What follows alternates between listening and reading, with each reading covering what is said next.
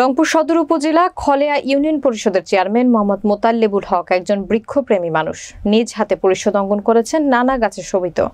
নিজস্ব প্রতিনিধি রফিকুল ইসলাম সাবুলের প্রতিবেদনে ক্যামেরায় ছিলেন জিয়াম। ধুধু বালুময় খলেয়া ইউনিয়ন পরিষদ প্রাঙ্গণে মোহাম্মদ মোতাল্লেবুল হক চেয়ারম্যান হয়ে আসার পর জনসেবার পাশাপাশি সযত্নে রোপণ করেন নানা জাতের বৃক্ষ। তিনি মনে করেন যে অক্সিজেনে আমাদের জীবন রক্ষা হয়, সে অক্সিজেনের উৎপত্তি তো আমরা করি না, বরং গাছ কেটে প্রকৃতির ভারসাম্য হুমকির মুখে ফেলছে। আমাদের প্রত্যেকের উচিত বৃক্ষপ্রেমী হওয়া। তিনি বলেন, খলেয়া ইউনিয়নের মানুষ নিঃস্বার্থ আমাকে নির্বাচিত করেছেন।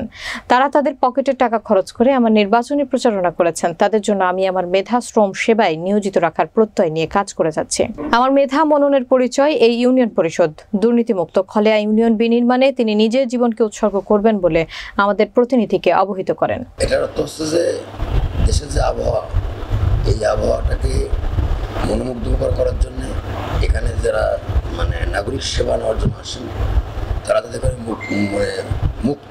মুক্তভাবে স্বাধীনভাবে তাদের উঠে বসাটা করতে পারে এবং পরিবেশগতভাবে পরিচ্ছন্নতার সঙ্গে থাকতে পারে। এটার কারণেই আমার এই উদ্যোগ। বিশেষ করে এখানে যারা নাগরিক সেবা নেওয়ার জন্য আসেন, ওনাদেরকে বসার ব্যবস্থা করছি যাতে করে ওনারা রোদ বা বৃষ্টি করতে না পারে, সে কারণে ছাদের ব্যবস্থা করছি। এবং সেই সাথে আমি এটাকে বাগানের আওতায়, পরিষদের অবয়বটাকে বাগানের আওতায় নিয়ে আসার জন্য আর কি চেষ্টা করতেছি।